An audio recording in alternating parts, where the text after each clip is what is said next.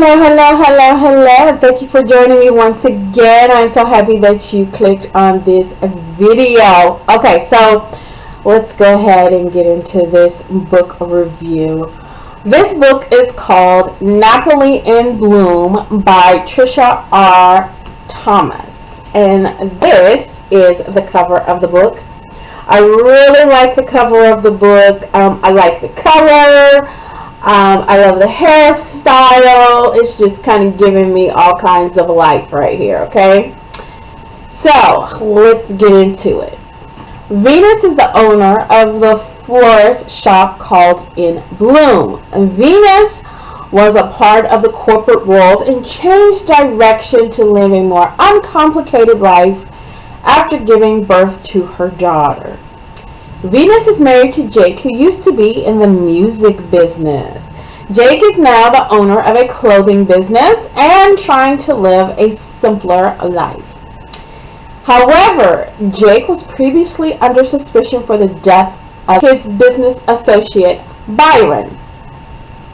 Jake believed this had been put to rest until his current business associate and friend, Legend, showed up. Legend brought a heap of drama when he arrived on the doorstep of Venus and Jake. It is believed the previous business partner Byron was stealing funds from Jake and a gangster named Ronnie. It is believed Jake may know something about this missing money. Ronnie wants his money and is going after who he thinks has it. It seems there are several hands that could be holding it, but which one? The hunt for the money has created an avalanche of events, okay? And you will have to read the book to find out if the money is found and who has access to it. There are some side characters that are intertwined with the above mystery. There is Eric, at least that's how I pronounced it when I was reading the book, who is married to Travell, which is how I pronounced it when I read the book, which may not be the intended pronunciation the author had in mind. But anyway, Eric, who is married to Travell and has a daughter with Venus. So Venus and Eric are the biological parents to Maya. Eric is accused of having an affair with an underage employee of Travell's. Ooh, yes. Travell is the mother to Keisha. Travell had a rocky life which she turned to a testimony. Travell is now an author of a self-help book and has a huge following. Travell has turned to the Lord and ministers to others. However, she still has that unsanctified side of her that rears its head, okay? Then there's Delma, at least that's how I pronounced it. And she is a judge who adopted Keisha. Delma has raised and protected Keisha with all her power. However, Delma hasn't been able to keep Travell out of Keisha's life. There is drama on the horizon due to Keisha being engaged to Gray. The wedding preparations cause tension and drama. Gray is a lawyer that has handled Travell's affairs. Gray met Keisha when she came to work in his office. Gray is also involved with Ronnie and puts him in the mix for the missing money. Gray is calculating and is trying to amass the brass ring of wealth and success at all costs. There are some supporting characters that add to the story, like Nikki, who is Gray's assistant, who has a secret to share at the most unimaginable bad timing of times. Okay. There is Vince, who works at In Bloom and seems to have a past he's not willing to divulge. Vince seems to be smitten with a lady and might be ready to open up about himself. This is a crafted web of who is behind the death of Byron and where is the stolen money. There is drama, suspense, kidnapping, affairs, lies, and truths that come to light. While reading this book, I kept thinking, like, man, I think I've read this before. So I'm like reading, and I keep reading. I'm like, gosh, no, did I read this before? And I just keep reading and keep reading. And then I realized this is a series, okay? Because I was like, man, the title sounds familiar. Like, man, I think I have, but I'm not sure. And it's like the 5th one in the series. And I want to say I read the Nappily Faithful book, but I'm still not sure. I'm still debating on if I've read this before, which I had to have read one of the books. I had to have, because it just in my head is clicking like I've either read this book or one of the other books. But I know I've read one. Well, obviously I've read one of them. I've read this one, but I think I've read another one of them.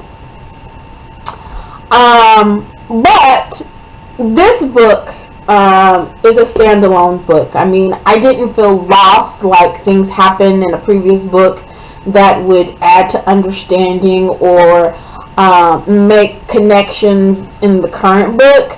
It was just something in the back of my head said, this is familiar. So if you haven't read the previous books, it's okay. This is good all on its own. It's okay. One of the books has become a Netflix movie, which was the Nappily Ever After, which I did love the movie. But I did watch the movie again after reading this current book to see if the same characters were present, and maybe that's where I was making the aha, I think I know this. And I wasn't able to make any connections between the characters in this current book and that movie. So it seems that the books are standalone, but yet in a series. And now I'm wondering, where is the common thread? But, I mean, this book could be made into a movie as well. So, let's see if Netflix picks this one up and makes it into a movie. I don't know. I haven't heard anything. But since they made a movie from another book in the series, maybe they'll consider making this a movie too. I would like to see it played out on screen. I think there were some very funny moments. I think there were some moments that could be, dramatic and drama filled, and then there's a little bit of mystery thrown in. So I think it would make for a good movie. Okay. This series, or this book, I should say, at least, is categorized as romance. Now, even though there is some romance within the story, I think I would also list this under drama and slight mystery. That's just a little bit more what I thought of when reading the book. There are some triggers to mention. There is violence mentioned in the book in adequate detail.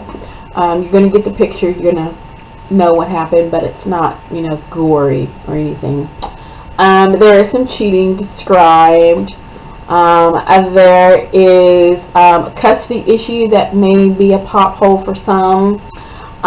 There is some sexual content. Okay. So just let you know about those few possible triggers or warnings. There are no discussion questions in the book. However, some topics of discussion could be about adoption and how it affects all parties involved, drug addiction and ways to get treatment and to overcome it, a topic of holding one's past against them even after they have moved on and grown from it, the topic of cheating and how it affects all parties, and a conversation about success and what that looks like for an individual. Not everybody thinks of success in the same way. And so, by what means would you go to in order to obtain success? How far would you go to get it? The topic of custody issues and the effects it can have on a child. Now, this book didn't really dive into the child's aspect of what was going on, but it could be used for some deeper conversation. There was some kind of custody issues going on in the book, but it didn't really dive into like the child's perspective of what was going on. Also a conversation about step-parent or bonus parental roles and boundaries. So these are just a few to get the conversation going.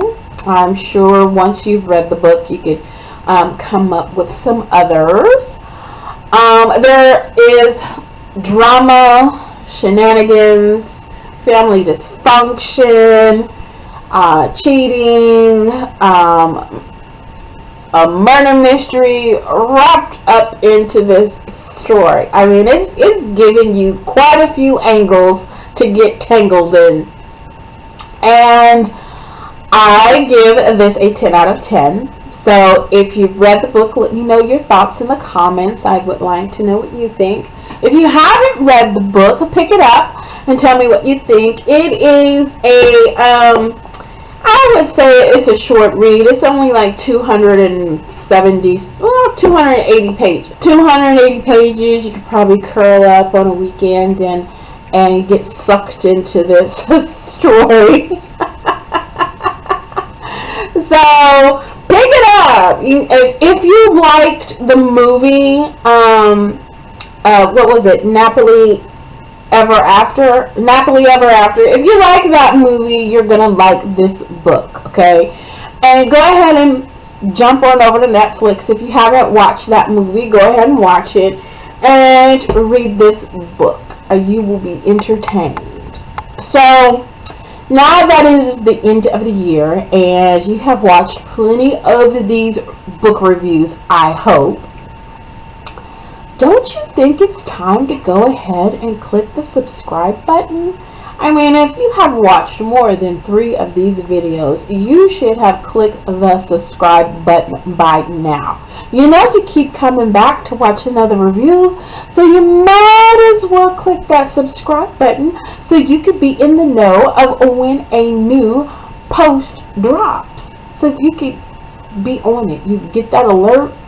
Click that bell so you can get that alert so that you can know when another book review has been posted. That way you don't have to go looking for it. It comes right to you. Okay? And if nothing else, click the share and like button. Okay? Until next time, keep turning the pages, my book lovers!